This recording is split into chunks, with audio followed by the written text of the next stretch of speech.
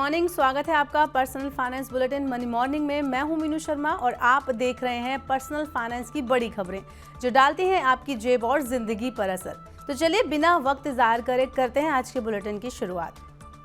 आज करते हैं एक बड़ी खुशखबरी के साथ इस बुलेटिन की शुरुआत। एलपीजी गैस सिलेंडर 200 रुपये सस्ता हो गया है। सरकार ने महंगाई से राहत देने के लिए रसोई गैस सिलेंडर के दाम सभी उपभोक्ताओं के लिए 200 रुपये घटाने की घोषणा की है।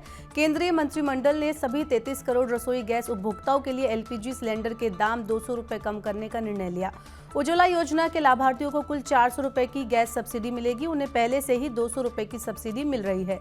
इस फैसले के बाद दिल्ली में एलपीजी सिलेंडर की कीमत बुधवार से 903 रुपये होगी, जो भी 1103 रुपये है। उज्ज्वला योजना के लाभार्थियों को एलपीजी सिलेंडर 703 रुपये में मिलेगा। सरकार चुनाव की तैयारियों में जुट गई है, इसलिए अब फ्री राशन योजना को भी आगे बढ़ाने की बात हो रही है। इस साल के अंत में कई बड़े राज्यों में विधानसभा और मई 2024 में लोकसभा चुनाव होने हैं। ऐसे में सरकार प्रधानमंत्री गरीब कल्याण अन्न योजना को और 6 महीने आगे बढ़ा सकती है। इस योजना में 81 करोड़ परिवारों को हर महीने 5 किलो फ्री अनाज दिया जाएगा। ये योजना अभी 31 दिसंबर 2023 तक लागू है। अगर इस योजना को आगे बढ़ाया जाता है तब लोगों को जून 2024 तक हर महीने फ्री राशन मिलता रहेगा।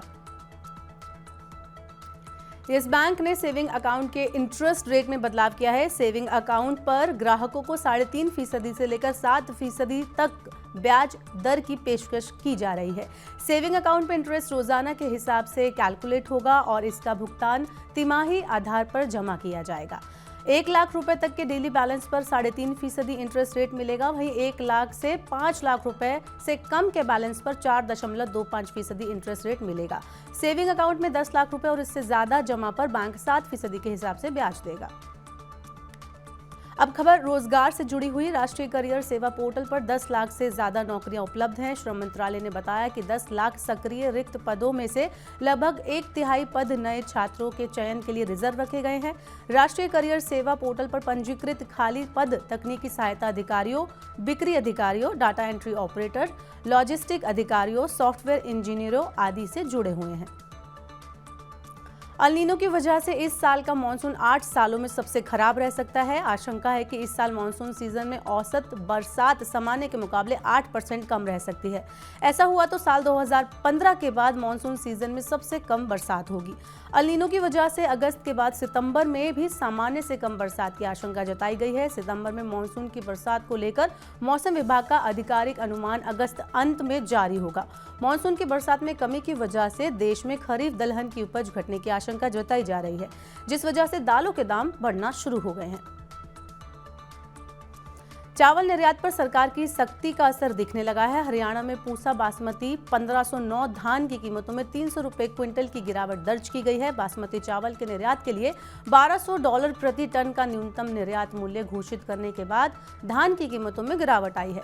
नकारात्मक सेंटिमेंट्स की वजह से पूसा बासमती 1509 धान का भाव 3400 रुपये प्रति क्विंटल पर आ गया है, जो पिछले हफ्ते 3700 रुपये पर क्विंटल था। सोने से ज्यादा चांदी की कीमतों में आ सकता है उछाल। एनालिस्ट का कहना है कि इस साल दिसंबर तक चांदी की कीमत 90,000 रुपये प्रति किलोग्राम तक पहुंच सकती है। अगस्त की शुरुआत में गोल्ड सिल्वर रेशियो 85 के आसपास था, जो अब गिरकर 80 के स्तर से नीचे आ गया है। गोल्ड सिल्वर रेशियो वह मैट्रिक होता है जिसका उपयोग गोल्ड और सिल्वर की वैल्यू के बीच रिश्ते को समझने के लिए किया जाता है। जब रेशियो कम होता है तब चांदी का प्रदर्शन अच्छा होता है, वहीं रेशियो अधिक होने पर सोने का प्रदर्शन अच्छा होता है। बाजार नियामक सेविंग ने निवेशकों के हितों की रक्षा के लिए लिस्टेड इकाइयों के लिए नए नियम बनाए हैं। इसके तहत गैर परिवर्तनीय ऋण प्रतिभूतियों की सूचीबद्धता समाप्त करने के नियमों में बदलाव किया गया है। अब गैर परिवर्तनीय ऋण प्रतिभूतियों रखने वाले 200 से ज्यादा गैर पात्र संस्थागत खरीदारों वाली सूचीबद्ध इकाइयां अपनी मर्जी से सूचीबद्धता समाप्त नहीं कर सकेंगी। नए नियम के तहत सूचीबद्ध इकाइयों को सूचीबद्धता समाप्त करने के लिए अधिसूचना से 15 दिनों के भीतर गैर परिवर्तनीय ऋण प्रतिभूतियां रखने वाले निवेशकों से अनुमति लेनी होगी। अभी इकाइयों को निदेशक मंडल की बैठक के बारे में शेयर बाजार को पहले से सूचना देनी होती है। फिर बैठक में स्वेच्छा से सूचीबद्धता समाप्त करने के प्रस्ताव पर विचार किया जाता है। जीडीपी की ग्रोथ अप्रैल जून में 7.7% रहने की उम्मीद है। अगर ऐसा होता है तो ये 4 तिमाहियों में सबसे ज्यादा वृद्धि दर होगी। इस साल जनवरी मार्च तिमाही में जीडीपी ग्रोथ 6.1% थी। अप्रैल जून 2022 में ये दर 13.1% थी। वित्त वर्ष 2022-23 में जीडीपी ग्रोथ 7.2% थी। जीडीपी की मजबूत ग्रोथ में बेहतर घरेलू मांग और सरकार के पूंजीगत खर्च बढ़ाने का बड़ा हाथ होगा। सरकार ने स्टार्टअप्स को बढ़ावा देने के लिए एक बड़ी घोषणा की है। टेक्निकल कपड़ा क्षेत्र में इनोवेशन के लिए सरकार स्टार्टअप्स को 50 लाख रुपए तक का अनुदान देगी। यह अनुदान 18 महीने की अवधि के लिए होगा। अनुदान के लिए आवेदन करने के लिए 10 से 15 दिन के अंदर ऑनलाइन पोर्टल तैयार किया जाएगा। सरकार 100 से 150 स्टार्टअप्स को मदद देगी। और आज की आखिरी खबर है घर खरीदारों के लिए खुशी से भरी हुई, राहत से भरी हुई। ग्रेटर नोएडा औद्योगिक विकास प्राधिकरण ने 19 हाउसिंग प्रोजेक्ट्स में लगभग 5200 फ्लैट्स के रजिस्ट्रेशन को अनुमति दी है। आने वाले कुछ महीनों में और 20,000 से ज्यादा फ्लैट्स के पंजीकरण की अनुमति मिलने की संभावना है। इस सिलसिले में डेवलपर्स और घर खरीदारों सहित संबंधित हितधारकों के साथ बैठक की जा रही है। घर खरीदारों को परेशानी न हो, इसलिए प्राधिकरण ने पंजीकरण की अनुमति दी है। काफी समय से पंजीकरण के अटके होने के पीछे कई वजहें थी, जिनमें बिल्डरों का बकाया, ओसी जारी न करना और परियोजनाएं पूरी न होना शामिल है। तो आज के बुलेटिन में बस इतना ही। अपने काम की जरूरी खबरें देखने और समझने के लिए सब्सक्राइब करें हमारे YouTube चैनल को। पर्सनल फाइनेंस से जुड़ी खबरों को अगर आप पढ़ना चाहते हैं तो हमारी वेबसाइट www.money9.com पर लॉगिन करें। यहां पर आपको 7 भाषाओं में मिलेगी पर्सनल फाइनेंस से जुड़ी सभी बड़ी खबरें।